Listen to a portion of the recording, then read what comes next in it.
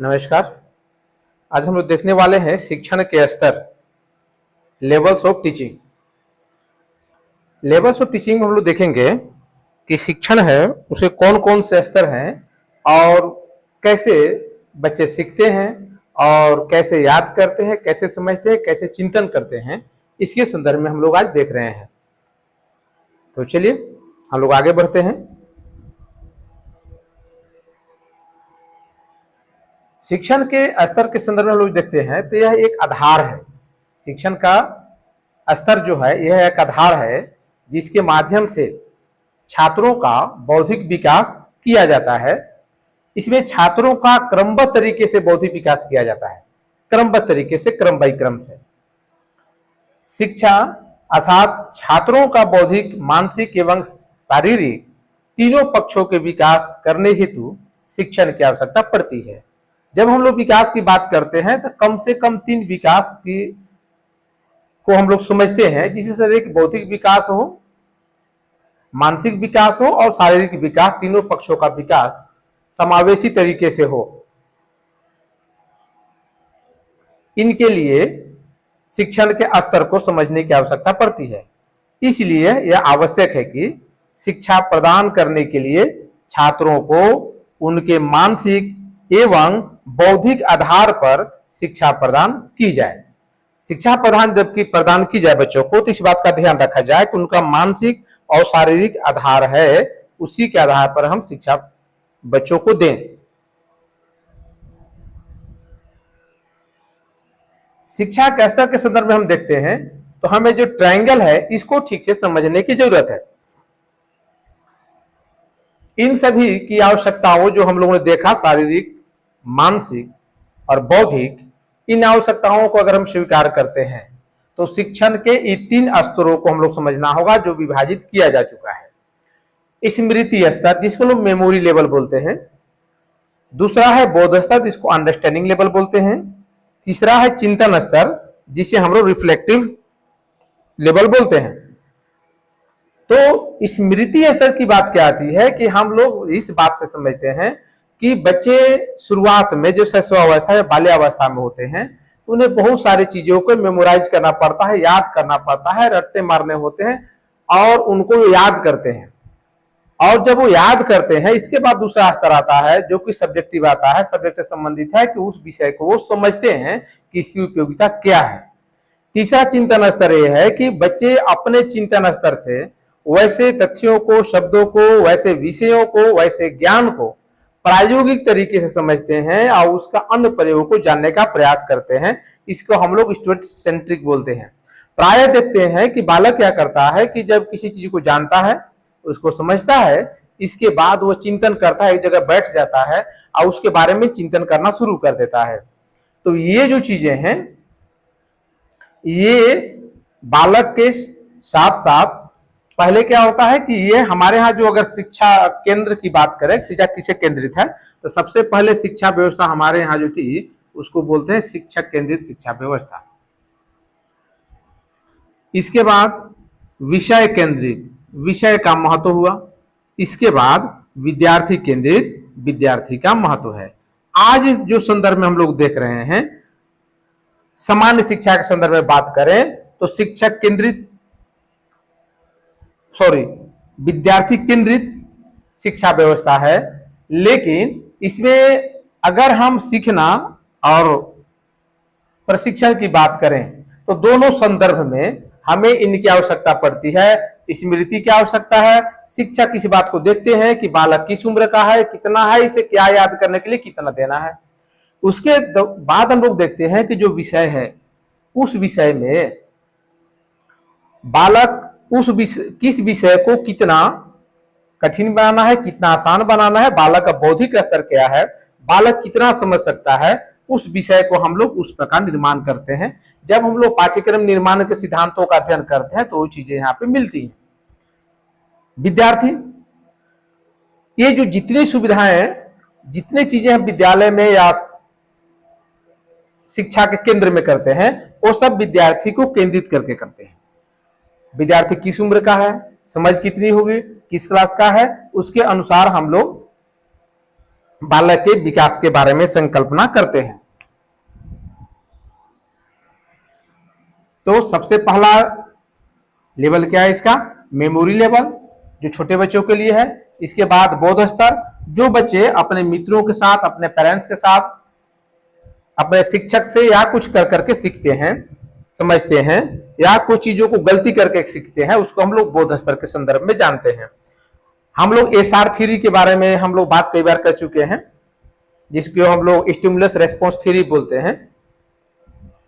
तो उद्दीपन और क्रिया, ये जो थ्योरी होता है, इसके आधार पर बच्चे यहाँ पे अंडरस्टैंडिंग में ऐसा त्रुटि और सीखने का सिद्धांत पे कार्य करता है। निम्न शिक्षण के स्तरों, लेवल ऑफ टीचिंग को छात्रों की आयु के आधार पर क्रमबद्ध प्रस्तुत किया गया है। इसमें छात्रों के बौद्धिक स्तर एवं उनकी आयु के आधार पर निम्न स्तरों को क्रमबद्ध रूप से अपनाया जाता है। अर्थात बाल्यावस्था एवं शैशवावस्था में स्मृति स्तर को महत्व स्थान दिया जाता है।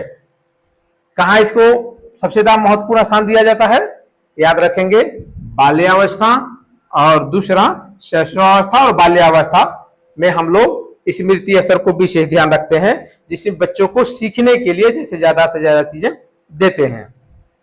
तत्पश्चात इसके बाद जब बालक की आयु के साथ साथ बौद्धिक विकास में भी वृद्धि होती है, जैसे जैसे बच्चा का शारीरिक विकास होगा वैसे मानसिक विकास, वैसे ही उसका बौद्धिक विकास होगा, तो ऐसे में उन्हें बोध स्तर की शिक्षा प्रदान की जाती है।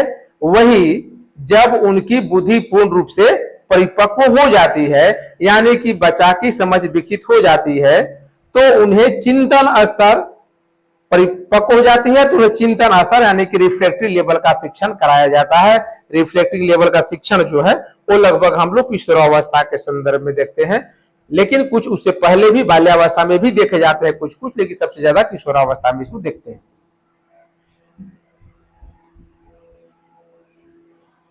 बाल्यावस्था में, शैशवावस्था में हम लोग पराया जो देखते हैं वो ये देखते हैं कि जो बालक है उसका मेमोरी लेवल। शिक्षण के मुख्यतः 3 स्तर हैं जिनके आधार पर बालकों की शिक्षण प्रक्रिया का क्रियान्वयन किया जाता है, जिनके आधार पर छात्रों का बौद्धिक और मानसिक विकास किया जाता है। जिसकी टीचिंग लेवल हम लोगों ने वहां देखा था, वही टीचिंग लेवल यहाँ भी है, कोई अलग नहीं है। शिक्षण के स्तर, उसमें लोग MLT बोलते हैं इसको, शॉर्ट फॉर्म भी मैं आपको लिख दे रहा हूं, शॉर्ट फॉर्म ही है, जिसको हम लोग बोलते हैं मेमोरी लेवल टीचिंग। दूसरा अंडरस्टैंडिंग,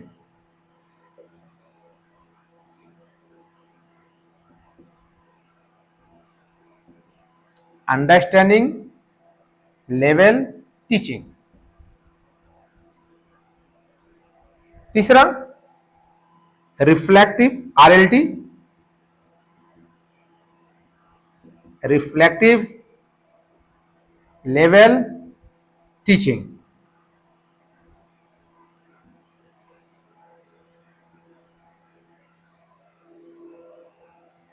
तो ये 3 है जिनके आधार पर हम छात्रों के बौद्धिक और मानसिक विकास के बारे में समझते हैं। मुझे लगता है आप लोग लिख लिए होंगे, नहीं लिखे होंगे तो कोई बात नहीं, इसको आप लोग क्या करेंगे कि स्क्रीनशॉट ले लेंगे। अगर आप इसको ठीक से नहीं समझेंगे तो आपको सीटेट में या नेट सेट आप जो भी एग्जाम देंगे, इससे बहुत ज्यादा प्रश्न आते हैं। ऐसे प्रश्न आते ही हैं, नहीं आने की बात नहीं है, आपको दिक्कत होगी अगर आप ऐसा नहीं कर पाते हैं। तो ध्यान करना है कि क्लासेस समय से करने हैं, पूरा ठीक से समझना है।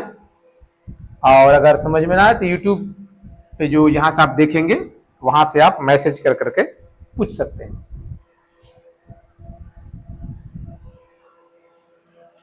इसका पहला लेवल क्या है? Memory level, memory level of teaching. Memory level of teaching के बारे में समझेंगे तो इसको बोलते हैं Herbart's teaching model. Johann F Herbart नाम है इनका, इन्होंने खोज किया था टीचिंग के मेमोरी लेवल ऑफ टीचिंग की खोज जोहान F हर्बर्ट ने किया था। इसके पिक्चर आप देख लीजिए, बहुत कम ही आपको साइकोलॉजिस्ट के या शिक्षाविद के पिक्चर आपको मिलेंगे, तो इसको ध्यान रखेंगे, याद रखेंगे। शिक्षण का प्रथम स्तर शिक्षण का स्मृति स्तर है। शिक्षण का प्रथम स्तर क्या है?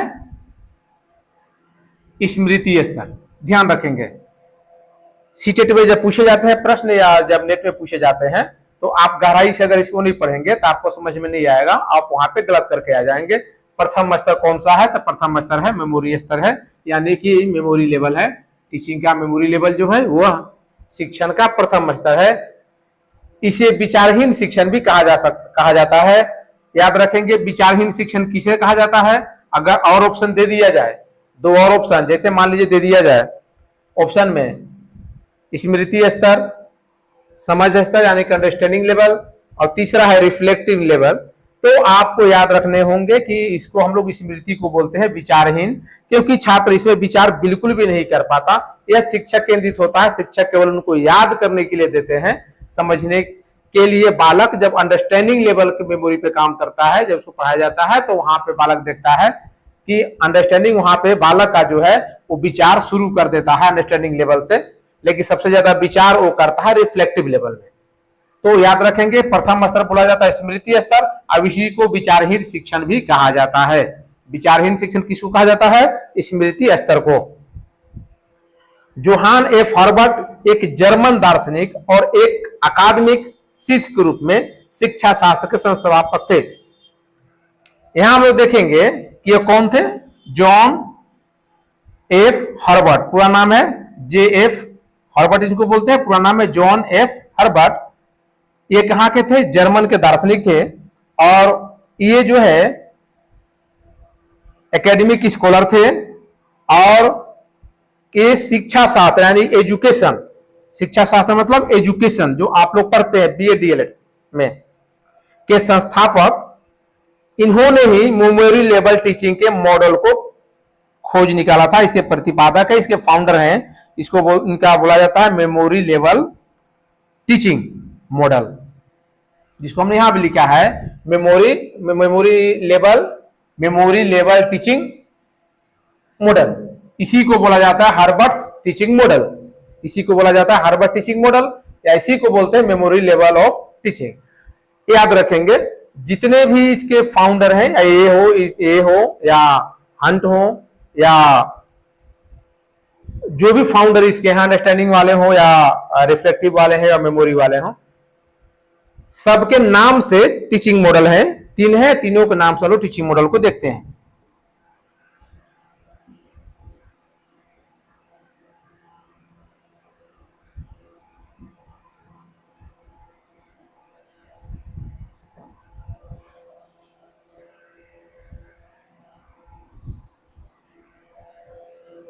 हम लोग थोड़ा सा जब ये हम लोग देख लेते हैं कि हर्बर्टियन स्टेप्स क्या है, हर्बर्टियन के चरण क्या है। इसको बोल सकते हैं आप हर्बर्ट मॉडल के चरण, हर्बर्टियन स्टेप्स। इसका प्रयोग हम लोग करते हैं खास करके पाठ योजना में। पाठ योजना यानी कि लेसन प्लान। जब आप लेसन प्लान के लिए स्कूल इंटर्नशिप में जाते हैं, तो वहां पे आपको देखा जाएगा कि हर्बर्टियन ये कर रहे हैं कि किसका फॉलो कर रहे हैं। इसमें सबसे पहले होता है प्रिपरेशन। हम सबसे पहले क्या करते हैं? लेसन प्लान तैयार करते हैं, अपनी पाठ योजना तैयार करते हैं, और साथ में उसके अनुसार हम इंट्रोडक्शन यानी कि प्रस्तावना तैयार करते हैं। ये मेरा पहला हुआ प्रिपरेशन या इंट्रोडक्शन के नाम से जानते हैं। दूसरा है प्रेजेंटेशन। जब हम इंट्रोडक्शन दे देते हैं, इंट्रोडक्शन के बाद हम आते हैं किसमें? प्रेजेंटेशन में, प्रस्तुतिकरण में। जब हम क्लासरूम में लेसन प्लान लेके जाते हैं या लेसन प्लान लेकर के हमारे ऑब्जर्वर या स्कूल के टीचर्स, हम जो ऑब्जर्व करते हैं हमें, वो पीछे लेके बैठ जाते हैं, हम उसको इसके अनुसार पढ़ाते हैं और वो हमें ऑब्जर्व करते हैं। तो पहले हम इंट्रोडक्शन से शुरू करते हैं, जिसको इंट्रोडक्टरी क्वेश्चन भी बोलते हैं। इसके बाद हम लोग प्रेजेंटेशन, यानी कि बच्चों आज हम लोग इस तथ्य को पढ़ने वाले हैं, इस प्रकरण को पढ़ने वाले हैं, इसको हम लोग प्रेजेंटेशन के नाम से जानते हैं। फिर है कंपैरिजन और एसोसिएशन। हम प्रयास करते हैं कि जो हम उन्हें पढ़ा रहे हैं उसकी तुलना करते चले और अन्य चीजों को भी साथ में शामिल करते चले।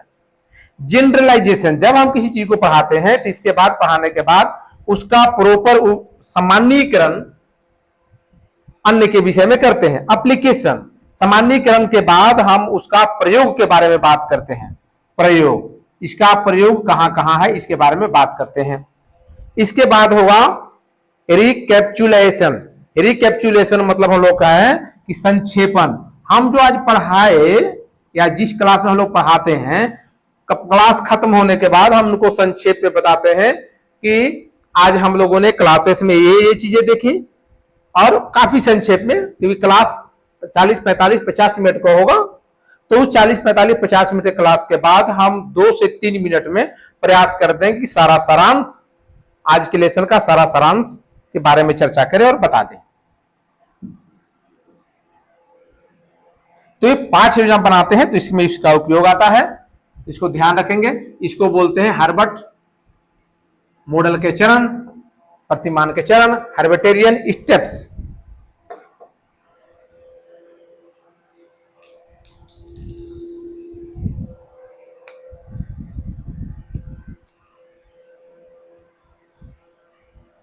स्मृति स्तर वह आधार है जिसमें छात्रों की मानसिक स्तर के एक स्मृति पक्ष को आधार बनाकर, यानी कि कैसे वो याद कर सकता है, इस पक्ष को आधार बनाकर शिक्षा दी जाती है कि बालक को कितना याद करने के लिए देना है, बालक कैसे याद करेगा। तो इसको हम लोग बोलते हैं बच्चे आसानी से कैसे याद कर पाएंगे, इसके लिए हम लोग जो कार्य करते हैं उसको हम लोग बोलते हैं स्मृति स्तर। और इससे हमारे पढ़ाने के तरीके से, बालक के सीखने के तरीके से बालक इसको क्या करता है कि मेमोराइज कर लेता है, याद कर लेता है। यह बाल्यावस्था और शैशवावस्था, शैशवावस्था और बाल्यावस्था में प्रदान की जाती है, क्योंकि इसमें बालक का बौद्धिक विकास अपने शुरुआती दौर में होता है। शुरुआती दौर में बालक जब शिशु होता है, जब शैशवावस्था में होता है, बाल्यावस्था तक पहुंचता है। शैशवावस्था की बात हमने की थी, बाल्यावस्था की बात हमने की थी, शैशवावस्था का उम्र क्या होगा, बाल्यावस्था का उम्र क्या होगा, हमने पिछले क्लासेस में किए हैं, इसमें हम नहीं जाएंगे। आप लोग ऐसा करेंगे कि विकास के बारे में जब देखना होगा, बाल विकास के बारे में, तो हमारे पहले के वीडियो पड़े हुए यूट्यूब में जाकर के वहां देख सकते हैं, तो आपको आसान हो जाएगा। बालक की किसी भी चीज को समझने हेतु उसका एक चित्र या चिन्ह के रूप में अपने मस्तिष्क में धारण कर लेता है। जब हम बालक को सिखाते हैं, जैसे हम लोग बात करें कि अभी जो पुस्तकें चलती हैं खास करके नर्सरी, एलकेजी, यूकेजी में, उसमें सबसे ज्यादा पिक्चर्स होते हैं। पिक्चर बड़े होते हैं, बल्कि वर्ड फॉन्ट छोटे होते हैं। अगर हम लोग देखते हैं, अगर आप बच्चों को ABCD सिखा रहे हैं तो ABCD पहले क्या होता था कि ABCD सीख लेते थे, इसके बाद आता था कि इससे कौन कौन शब्द बनते हैं। अब ऐसा नहीं है, उसके साथ चित्र होते हैं पुस्तक में, और उसमें क्या होता है कि एप्पल के पिक्चर बनाए हुए होंगे, एप्पल के पिक्चर होंगे और बताए जाएंगे कि ये फॉर एप्पल, क्योंकि बालक को घर में सेब है, वो खाता है, मार्केट में भी देखता है, तो उसके आ जाता है अच्छा ए फॉर एप्पल, यानी कि ए से क्या होगा, एप्पल होगा। इसके बाद पहले एक पिक्चर होते थे, इसके अलावा पिक्चर होते हैं। एक पेज में पूरे एक ए होता है, और उसके बाद क्या होता है, उसके बाद होगा आपका, क्योंकि बच्चे अब बहुत ज्यादा चीजों को देखते हैं, A for apple, A for aeroplane, A for ant, चींटी, इस सभी चीजों को बालक को देखते हैं। बालक एक छोटा बच्चा होता है तो चींटी को पकड़ लेता है, काटता भी है उसे, काटने के बाद उसे छुड़ाया जाता है, उसे नहीं पता कि काटने वाला, उसे खेल रहा होता है, बाद में चलता है अच्छा ये आंट है, आंट चींटी काट देता है। तो ऐसे बच्चे को याद रहता है, एप्पल बच्चे खाते हैं इसलिए याद रखता है।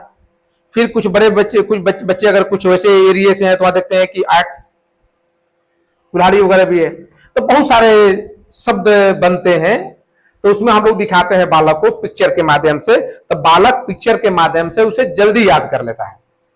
बालक क्या करता है, पिक्चर के माध्यम से उसे जल्दी याद हो जाता है, और उसे वो याद कर करके समझ पाता है और उसका प्रयोग भी बाद में कर पाता है। बालक किसी भी चीज को समझने हेतु उसका एक चित्र या चिन्ह के रूप में अपने मस्तिष्क में धारण कर लेता है। उदाहरण के लिए जब हम कोई कहानी सुनाते हैं, जैसे हम जैसे बोलते हैं कि एक जंगल में एक शेर था, जंगल में एक शेर था, जैसे ही बात करते हैं, बच्चे को हम शेर की पिक्चर दिखाते हैं और उसको मन में धारणा कर लेता है कि जंगल कैसा होगा, यानी कि पेड़ पौधे वाला एरिया। वो मस्तिष्क में कोई जंगल गया हुआ होता नहीं है, तो या मोबाइल वगैरह में देखता है तो कुछ समझ पाता है, तो वो देखता है, उदाहरण समझ लेता है कि शेर जंगल ऐसा होता है, शेर ऐसा होता है। इसी प्रकार वो कहानियों के माध्यम से पात्रों को समझने की, उसकी आकृति के माध्यम से मस्तिष्क में धारण करता है और उसे सुन करके देख करके सीख लेता है। अभी के संदर्भ में क्या है कि हम लोग बालक को मोबाइल में बहुत सारे वीडियोज होते हैं उन्हें सीखने लायक, और उसके माध्यम से बच्चे जो है कहानी के माध्यम से सीख पाते हैं और बड़े आसानी से सीख पाते हैं। तो स्मृति स्तर जो है काफी शानदार है छोटे बच्चों के लिए। शिक्षण के स्मृति स्तर पर याद रखने पर ध्यान केंद्रित किया जाता है। इसका प्रयोग आमतौर पर निचली कक्षाओं में किया जाता है। किन कक्षाओं में किया जाता है? निचली कक्षाओं में, क्योंकि हम भी बात कर रहे हैं कि शैशवावस्था से लेकर के हम लोग बाल्यावस्था तक करते हैं। तो निचली कक्षाएं होंगी, जैसे जैसे बालक ऊपरी कक्षाओं की ओर जाएंगे वैसे वैसे उन्हें बौद्धिक क्षमता और रिफ्लेक्टिव टीचिंग की रिफ्लेक्टिंग मेमोरी भी, डेवलपिंग लेवल भी आ जाता है। शिक्षण व्यवस्था ऐसी है कि विद्यार्थी को उसके सामने प्रस्तुत सामग्री को रटने में मदद मिलती है। टीचिंग मटेरियल कैसा हो? जब बालक रटे तो उसे मदद मिले। अब गणित की बात करते हैं। गणित में क्या होता है कि गणित में ऐसा नहीं होता कि पहले हम लोग जब पढ़ते थे तो लाइन ये कर जाता था, या टीचर बोलते थे गोला गोला कुछ बना करके लेके आओ, तो हम लोग लेके जाते थे और टीचर उससे काउंटिंग सिखाते थे। अब क्या है कि अब पुस्तक में ही एक वर्कशीट दिया हुआ होता है अलग से, और उसमें दिया होता है जैसे 1 है या 3 है, तो यहाँ क्या होगा कि बच्चे जिस चीज का प्रयोग करता है उसका पिक्चर दिया हुआ है। जब बच्चे जिस चीज को देखते समय तो उसका पिक्चर दिया हुआ रहेगा। जैसे यहाँ दिया हुआ है आपका पेंसिल, तो इस प्रकार से पिक्चर दिए हुए रहेंगे। आप बच्चों को रहेगा कि इसे मैच कीजिए, बच्चे इसे इसको मैच करते हैं।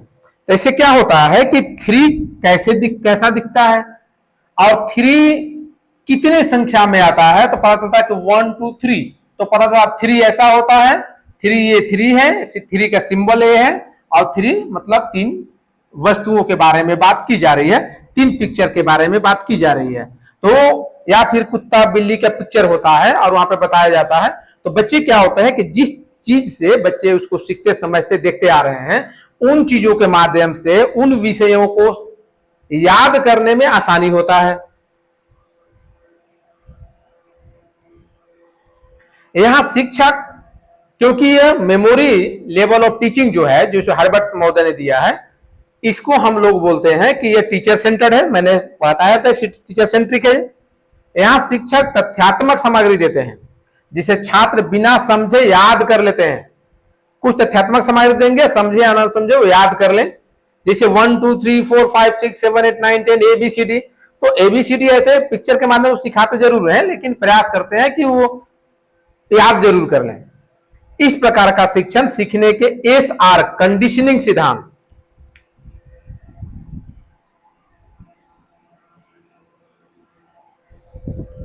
जिसके हमने बात किया था SR थ्योरी के बारे में, जिसको हम लोग आगे पढ़ने वाले हैं, आगे पढ़ेंगे कक्षाओं में, जिसे हम लोग स्टिमुलस और रेस्पॉन्स बोलते हैं। कैसे स्टिमुलस आता है, कैसे रेस्पॉन्स आता है, इसको हम लोग खास करके पावलोव के सिद्धांत में देखेंगे। ऐसा कंडीशनिंग सिद्धांत पर आधारित है, जिसमें बिना किसी उद्देश्य को शामिल किए उत्तेजना और प्रतिक्रिया के बीच बंधन बनता है। जब उसको पढ़ेंगे तो आप लोग को ज्यादा आसानी होगा। SR थ्योरी समझने में, ऐसे आप लोग BEd और MAd किए हुए हैं, DLED किए हुए हैं, तो मुझे लगता है कि आसानी से समझ पाएंगे। SR थ्योरी आप लोगों ने पढ़ा है। दूसरे शब्दों में मुख्य ध्यान विचारों और सूचनाओं को एकत्र करने, जो विचार है और सूचना है उसको एकत्र करने और व्यवस्थित रूप से प्रस्तुत करने पर केंद्रित करता है। कि बच्चे जब किसी चीज को ध्यान से देखें, उसे विचार करें, सूचनाओं को एकत्र करें और फिर उसको व्यवस्थित रूप से उसको प्रस्तुत करें।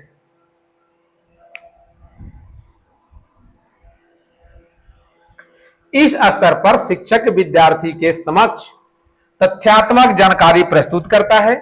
शिक्षार्थी अपने अर्थ और अनुप्रयोग की समझ की परवाह किए बिना अपनी सोच और तर्क शक्ति की न्यूनतम भागीदारी के साथ इन तथ्यों को रटने की कोशिश करता है। क्या करता है बालक? तथ्य को समझे या ना समझे वो रटने की कोशिश करता है। उसे उसका वहां पे एक ही काम होता है कि किसी तरह उसको याद कर ले, बस जैसे भी हो याद कर ले। जब हम लोग छोटे थे तो याद है, जब हम लोग को टेबल काउंटिंग याद करना होता था या बैकवर्ड काउंटिंग याद करना होता था, तो पिताजी क्या करते थे, उनको पता था कि भोर में पढ़ाने हैं, तो बेड में सोए रहते थे ठंडे के दिन में खास करके, और वो भोर में ही बस रट्टा मरवाते रहते, टेबल याद करवाते रहते थे और सुनते रहते थे। तो वो जल्दी हम लोग को मकसद ये था कि याद कर लेना है, बस याद कर लेते थे।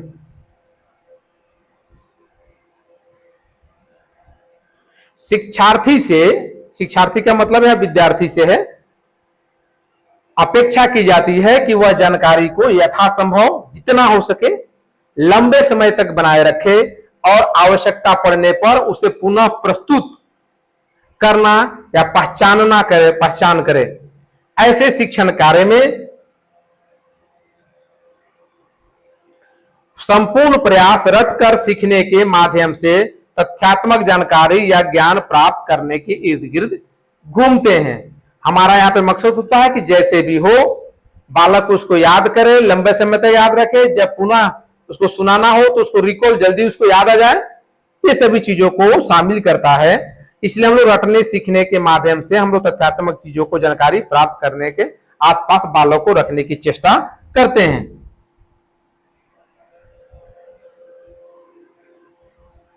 शिक्षण के स्मृति स्तर के कुछ उदाहरण हम लोग देख लेते हैं, तो आपको फिर इससे प्रश्न आएंगे तो आपको बनाने में सुविधा होगी। शिक्षण के स्मृति स्तर के उदाहरण, पहला है प्राथमिक विद्यालय में बुनियादी गणित संचालन, जैसे जोड़ घटाव, खास करके पढ़ाना, टेबल याद कराना, ये सब क्या है, बुनियादी चीजें हैं जिसको हम लोग याद करवाते हैं। प्रारंभिक छात्रों को वर्तनी, जैसे क के मात्रा, ख के मात्रा और बहुत सारी चीजें हम लोग सिखाते हैं।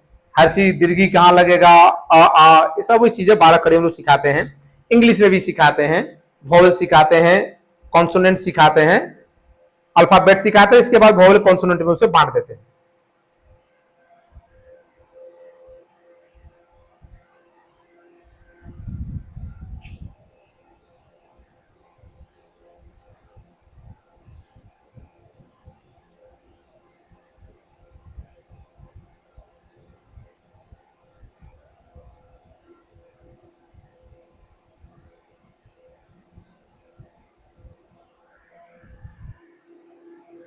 इसके अलावा हम लोग कलर के बारे में सिखाते हैं, रंग के बारे में, कौन कौन से रंग हैं। तो बच्चे को लाल, नीला, पीला, हरा, कुछ कलर जो है बच्चे सीख पाते हैं। ऐसे बहुत सारे रंग हैं जो एक दूसरे रंग से 2-3 रंग से मिलाकर के रंग बनते हैं। तो बच्चे उसको शुरुआत में नहीं सीख पाते हैं, लेकिन जब मेमोरी लेवल होता है तो कम से कम जो मूल कलर है उसको वो सीख पाते हैं। छोटे बच्चों को सरल गिनती जैसे दस्तक, गिनती, टेबल, ये सब सिखाते हैं। इसको हम लोग बोलते हैं, ये हमारे जो है ये स्मृति स्तर के उदाहरण है, यानी कि बच्चों को याद करना है, जैसे भी हो रट्टा मार करके याद करने हैं। शिक्षक का भी यहाँ उद्देश्य केवल उसे याद करवाना ही होता है। धीरे धीरे बालक उसको समझने की भी चेष्टा करता है, लेकिन सबसे पहले बच्चों को याद करना होता है।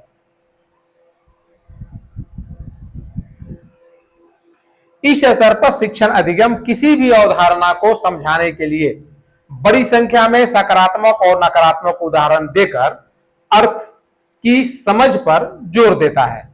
हमें क्या होता है, हमारा इसमें क्या उद्देश्य है कि हम किस में आ रहे हैं, हम देख रहे हैं यहाँ पे अंडरस्टैंडिंग लेवल ऑफ टीचिंग। इसको थोड़ा सा मैं आपको बता दूं कि अंडरस्टैंडिंग लेवल ऑफ टीचिंग जिसको हम लोग बोलते हैं शिक्षण के स्तर को समझना। शिक्षण के स्तर को कैसे समझेंगे, ये दिया हुआ है मोरिसन का, जिसको हम लोग बोलते हैं मोरिसन टीचिंग मॉडल। मोरिसन का जो टीचिंग मॉडल है,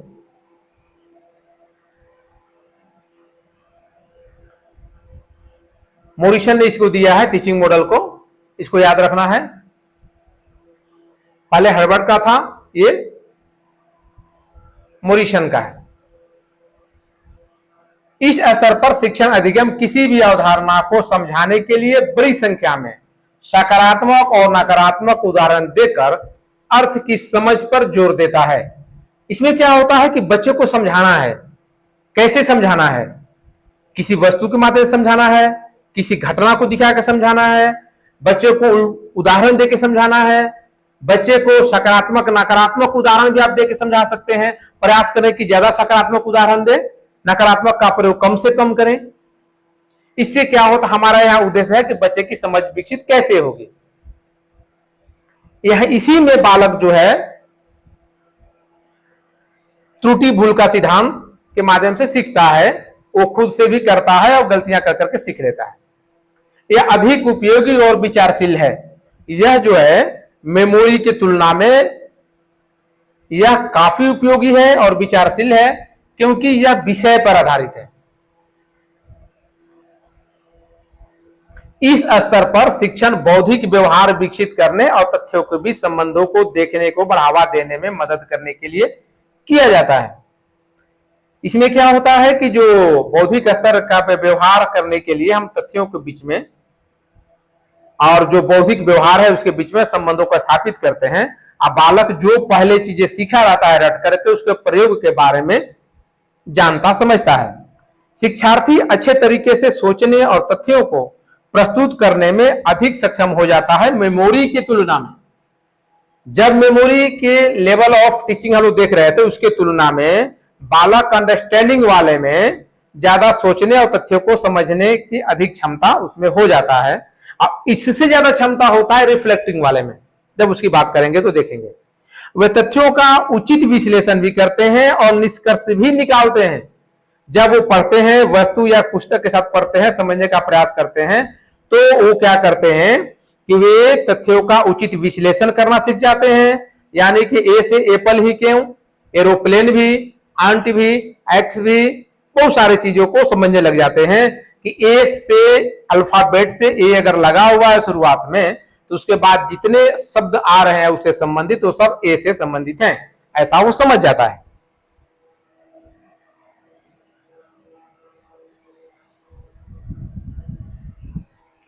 ये है एच.सी. मॉरिसन।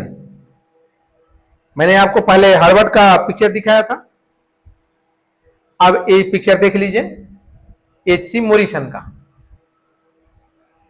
ये फाउंडर है अंडरस्टैंडिंग लेवल ऑफ टीचिंग। इन्हीं को बोला जाता है फादर ऑफ अंडरस्टैंडिंग टीचिंग, या इन्हीं को बोला जाता है फाउंडर ऑफ अंडरस्टैंडिंग टीचिंग। तो इन्हीं के नाम से मॉरिसन टीचिंग मॉडल विकसित की गई। और इनसे पहले हार्वर्ड टीचिंग मॉडल में हमने देखा, हार्वर्ड टीचिंग मॉडल किन का था, हार्वर्ड का था, और उसमें क्या था, वो मेमोरी पे आधारित था। मॉरिसन का किस पे आधारित है, अंडरस्टैंडिंग पे आधारित है। स्मृति स्तर पर शिक्षण की तुलना में समझ के स्तर पर शिक्षण उच्च गुणवत्ता वाला होता है, यह कहना है एच.सी. मॉरिसन का। हम थोड़ा सा देखते हैं कि बच्चे इसमें कैसे काम करते हैं, कैसे अंडरस्टैंडिंग पे इनका काम होता है। Using level of understanding. सबसे पहले क्या होता है, शुरुआत में बच्चे इसमें क्या करते हैं, इसको देखिए। शुरुआत में बच्चे क्या करते हैं, I have some background knowledge but I am still confused. बच्चे के पास, क्योंकि वो मेमोराइज किया है, पहले वो याद किया है, उसे पता है उसके बारे में कुछ जानकारी है, लेकिन वह कंफ्यूज है कि यह काम कैसे करेगा।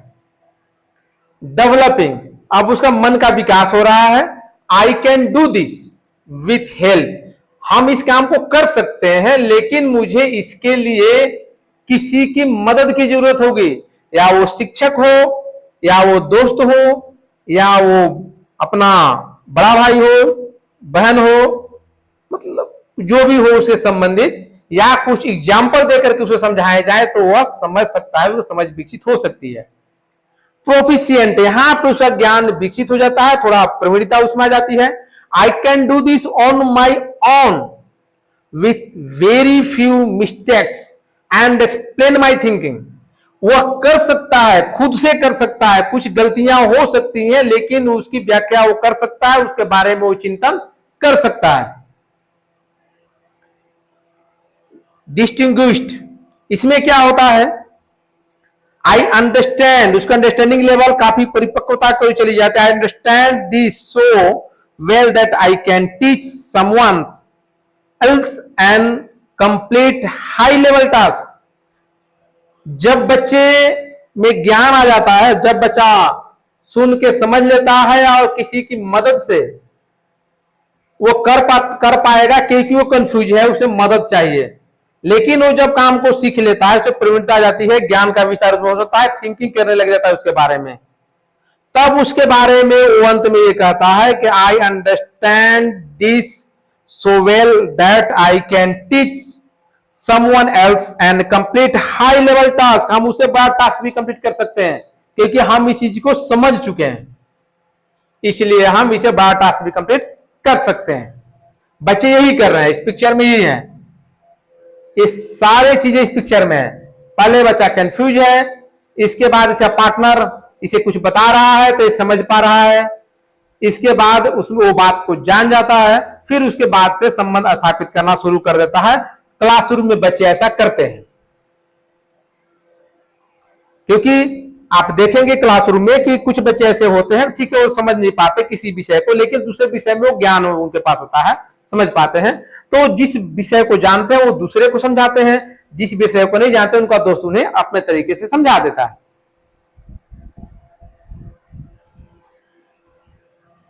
समझ के स्तर पर शिक्षण अधिगम सामान्य सिद्धांतों के संबंध में एकांत तथ्यों को देखने पर जोर देता है।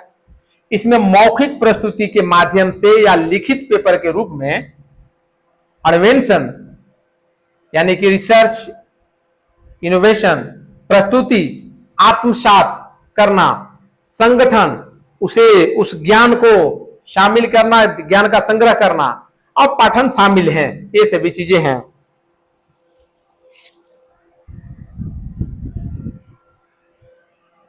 बोध स्तर को और बेहतर हम लोग कैसे समझ सकते हैं, अंडरस्टैंडिंग लेवल को।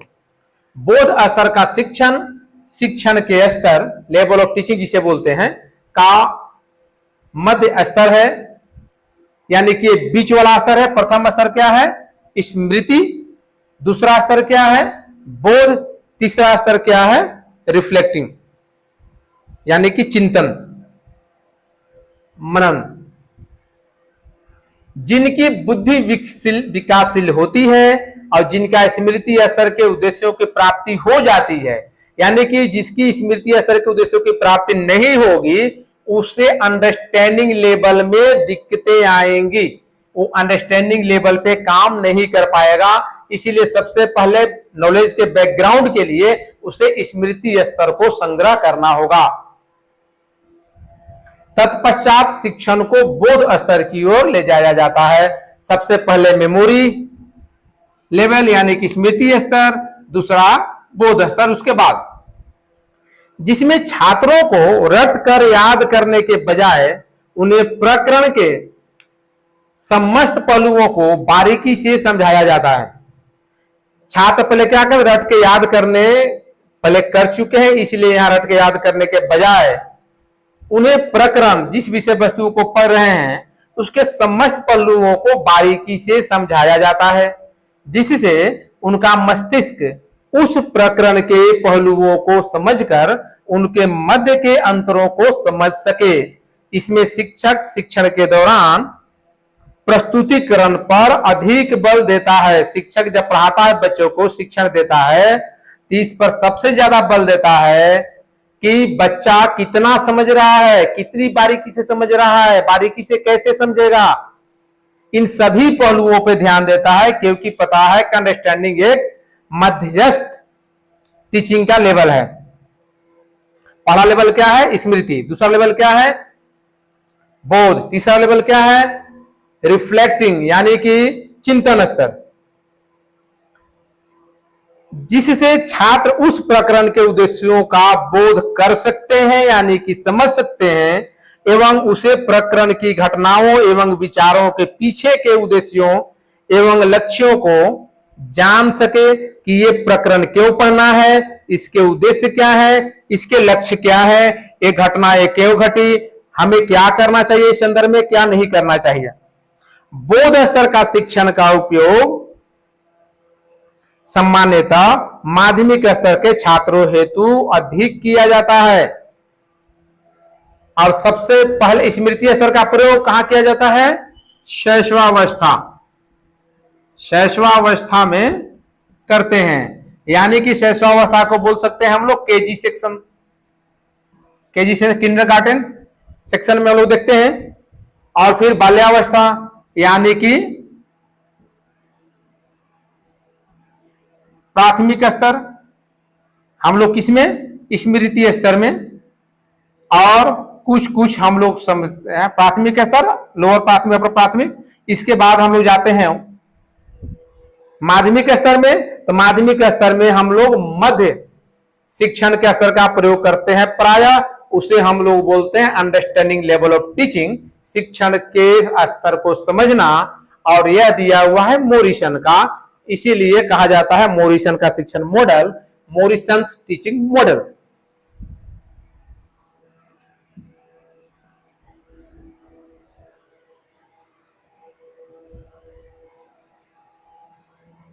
इसका प्रयोग सबसे ज्यादा कहां किया जाता है? माध्यमिक स्तर में सबसे ज्यादा होता है। स्मृति स्तर का प्रयोग कहां किया जाता है? आपके पूर्व प्राथमिक और प्राथमिक स्तर में। इस प्रकार का शिक्षण अधिगम उच्च प्राथमिक, मध्य और उच्च कक्षाओं के छात्रों के साथ किया जा सकता है। शिक्षण के समझ के स्तर के उदाहरण निम्नलिखित है, इसको समझ लेते हैं। मिडिल स्कूल में ऐतिहासिक घटनाओं जैसे अमेरिकी क्रांति, फ्रांसीसी क्रांति, इन सभी रूस की क्रांति, इस चीज को हम लोगों ने पढ़ा है। तो ये सभी चीजों को बच्चे समझने लग जाते हैं। हाई स्कूल की अंग्रेजी कक्षाओं में साहित्य समझने लग जाते हैं, जैसे शेक्सपियर के आपके कहानी आने लगेंगे, आपके इनके कहानी आने लगेंगे, ये गोदान वगैरह प्रेमचंद की कहानी आने लगेंगे, आप धीरे धीरे समझने लगेंगे।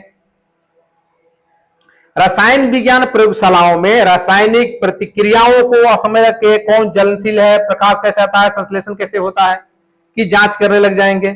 मिडिल स्कूल विज्ञान कक्षाओं में पारिस्थितिकी प्रणालियों जैसे वर्षा कैसे होता है, रेगिस्तान क्यों है, वो पत्थर इतना हार्ड क्यों है, ये मिट्टी दोमट मिट्टी है, चिकनी मिट्टी है, क्या है, इसको समझने लग जाते हैं। जियोग्राफी वगैरह में भी, भूगोल वगैरह में भी।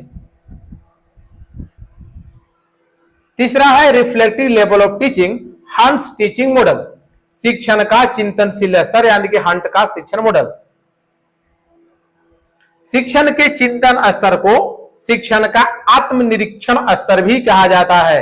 याद रखेंगे कुछ कुछ शब्द जो निकल के आ रहे हैं। चिंतनशील स्तर को यानी कि चिंतन के स्तर को हम लोग शिक्षण का आत्मनिरीक्षण स्तर, शिक्षण का आत्मनिरीक्षण स्तर किसको बोला जाता है? तो हम लोग याद रखेंगे रिफ्लेक्टिव लेवल ऑफ टीचिंग को बोलते हैं। और विचारहीन किसको बोलते हैं? विचारहीन हम लोग बोलते हैं मेमोरी लेवल वाले को, मेमोरी लेवल ऑफ टीचिंग को।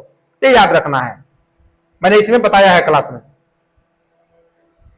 हंट शिक्षण के चिंतनशील स्तर के प्रमुख समर्थक हैं। यह शिक्षण का उच्चतम एवं सर्वाधिक व्यवहारिक स्तर है। शिक्षण जब ग्रहण करते सबसे उच्चतम स्तर है। हम सभी बार चीजों के बारे में चिंतन करना शुरू कर देते हैं। इस स्तर का मूल रूप से समस्याओं को समझने के लिए वैज्ञानिक तरीकों का उपयोग शामिल है। इस स्तर पर मूल रूप से समस्याओं को समझने के लिए वैज्ञानिक तरीके का प्रयोग हम लोग करना शुरू कर देते हैं। इसको हम लोग देख लेते हैं थोड़ा सा। क्या करते हैं हम लोग? टाइम स्केल सेट करना शुरू सूख जाते हैं। रिकॉल द इवेंट, कौन कार्यक्रम कब होगा, कैसे होगा, ये अभी ही क्यों होगा। एग्जामिन योर रिस्पॉन्स, जो कि आपने उसका रिस्पॉन्स क्या रहा है। एक्नॉलेज फीलिंग, ज्ञान का अनुभव होने लगेगा। लर्न फ्रॉम द एक्सपीरियंस, आप अपने अनुभव से सीखने लग जाएंगे। एक्सप्लोर ऑप्शन, और बहुत सारे बहुविकल्पिक आपका प्रसार होने लगेंगे। Create a plan of action, आप बार बार एक नया एक्शन प्लान बनाने लगेंगे, उस पर कार्य करने लगेंगे, उस पर सेट टाइम स्केल करने लगेंगे, उस चीजों को याद कर करके कार्यक्रम करने लगेंगे। ये सभी चीजें उसमें शामिल हो जाती हैं।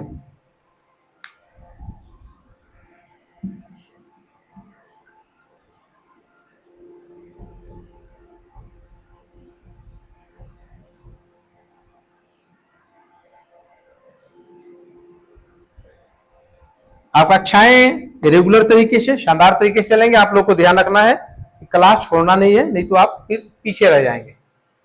जो क्लासेस आपके छूट चुके हैं, जो लेट से ज्वाइन कर रहे हैं, वो यूट्यूब पे जाकर के देख सकते हैं।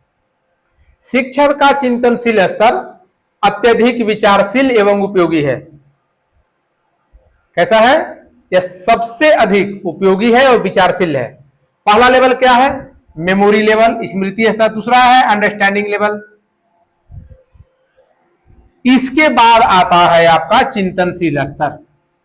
पहला लेवल मेमोरी लेवल, दूसरा अंडरस्टैंडिंग, तीसरा चिंतनशील। अब थोड़ा सा यहां समझ लीजिए, विचारशील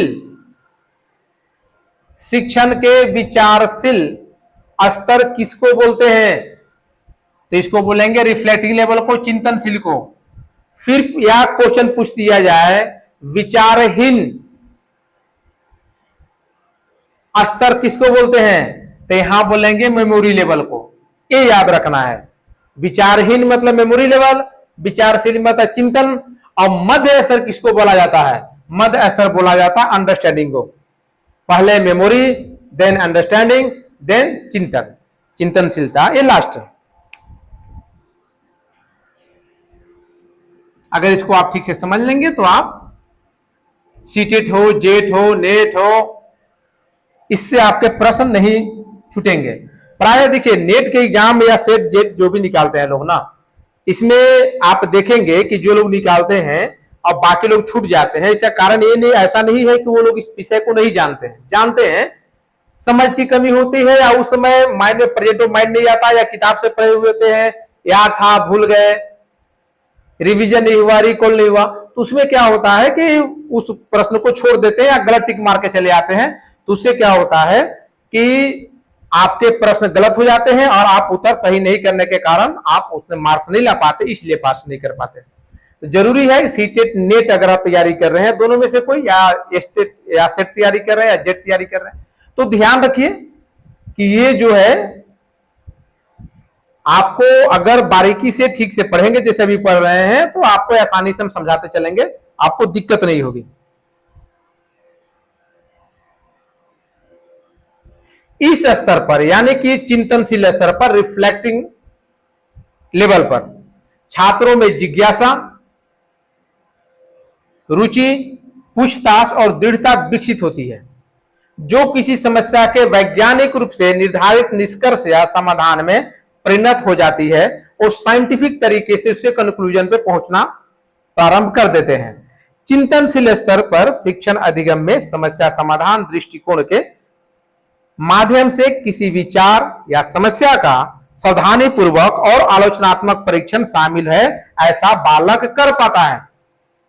हम वहां पे जब बालक को अगर हम रिफ्लेक्टिंग लेवल जानना चाहें तो एक समस्या देंगे, उसका समाधान करने के लिए उसको अवसर देंगे। दूसरी बात यह है कि हम उसे जो है एक प्रोजेक्ट देंगे जिसपे काम करने होंगे। हम एक आर्टिकल दे दिए, हमें बोले कि इसमें आप इसका आलोचनात्मक परीक्षण कीजिए, किस स्तर पे यह सही है और किस स्तर पे यह गलत है।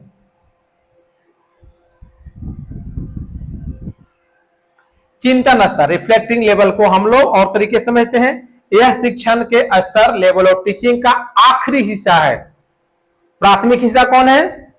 स्मृति स्तर, द्वितीय हिस्सा समझ स्तर, तृतीय हिस्सा यानी कि आखिरी हिस्सा है आपका चिंतन स्तर, चिंतनशील स्तर इसी को बोलते हैं, रिफ्लेक्टिंग लेवल इसी को बोलते हैं। इसमें मुख्यतः उन छात्रों को सम्मिलित किया जाता है जिनका स्मृति स्तर और बौद्धिक स्तर दोनों का विकास हो चुका है। अगर किसी बालक का स्मृति स्तर और बौद्धिक स्तर का विकास नहीं हुआ है तो उनके आप चिंतन स्तर का विकास नहीं कर सकते।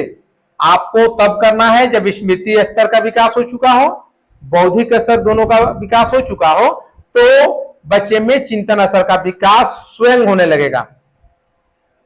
यह छात्रों को वह क्षमता प्रदान करता है जिससे छात्र प्रकरण के नकारात्मक एवं सकारात्मक, निगेटिव एवं पॉजिटिव दोनों पहलुओं को समझकर यह निर्णय ले सके कि इस प्रकरण में अगर कुछ नए पात्रों और नए विचारों को सम्मिलित किया जाता है तो प्रकरण के उद्देश्यों को किस तरह परिवर्तित किया जा सकता है, इसको आप नेगेटिव और पॉजिटिव दोनों पहलुओं को समझ करके इस निर्णय पर छात्र पहुंचता है। शिक्षक के चिंतन स्तर के कुछ उदाहरण देखते हैं हम लोग, क्योंकि ये ज्यादा जो है वो उच्च शिक्षा में या उच्च कक्षाओं में इसका प्रयोग किया जाता है। तो विश्वविद्यालय पाठ्यक्रमों में उन्नत भौतिकी अवधारणाओं जैसे क्वांटम यांत्रिकी और बहुत सारी चीजों के बारे में हम लोग समझने लगते हैं।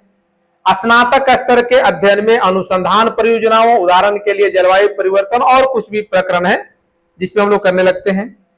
और कुछ पाठ्यक्रम है, व्यवसायिक पाठ्यक्रम है, उसके बारे में रणनीतियां बनाना, ये क्यों है, कैसे है, इस पे हम लोग चिंतन करने लग जाते हैं। स्नातक दर्शन, जिसमें सेमिनारों में दार्शनिक सिद्धांतों जैसे आप पेपर प्रेजेंट करते हैं, रिसर्च आर्टिकल लिखते हैं और अपना पेपर प्रेजेंट करते हैं, तो कॉन्फ्रेंस में शामिल होते हैं, कहीं डिबेट में शामिल होते हैं, तो वहां पे इसकी उपयोगिता, अस्तित्ववाद, प्रयोजनवाद, इन सभी चीजों को आप यथार्थवाद को समझने लग जाते हैं। चिंतन स्तर के शिक्षण की विशेषताएं, कुछ विशेषताओं को भी देख लेते हैं, याद रखेंगे। क्योंकि वीडियो थोड़ा लंबा भी हो रहा है तो आप इसको ठीक से देख लेंगे और जहां जरूरत लगे रोक करके थोड़ा फ्रेश होकर के पानी पी के क्लास करें अपना। दूसरा बात यह है कि जो आपको लगे कि ठीक फिर से समझने की जरूरत है तो फिर से वीडियो आप देख लेंगे यूट्यूब में जाकर के। चिंतन स्तर का शिक्षण छात्रों में समस्या समाधान की प्रवृत्ति का विकास करता है। समस्या समाधान की प्रवृत्ति का विकास करता है। समस्या समाधान की प्रवृत्ति क्या है? यह पूर्णतः शोध पे आधारित है, कंप्लीटली रिसर्च है, जिससे वह भविष्य में आने वाली समस्याओं का समाधान निकालने हेतु तैयार हो जाता है। यह विद्यार्थियों के आलोचनात्मक पक्ष का विकास कार्य है, अर्थात यह छात्रों को यह समझने में उनकी सहायता करता है कि क्या सही है और क्या गलत है। यह छात्रों की चिंतन शक्ति का विकास कर उनमें सृजनात्मकता के तत्वों का विकास करता है। बालक में जब चिंतन शक्ति का विकास हो जाता है, बालक जब चिंतन करने लग जाता है, विद्यार्थी जब चिंतन करने लग जाता है, तो उसमें कुछ क्रिएटिविटी आ जाती है, कुछ चीजों का निर्माण कर देता है उसी के आधार पर। आज की क्लास बस इतना ही, मिलेंगे अगले क्लास में नए प्रकरण के साथ।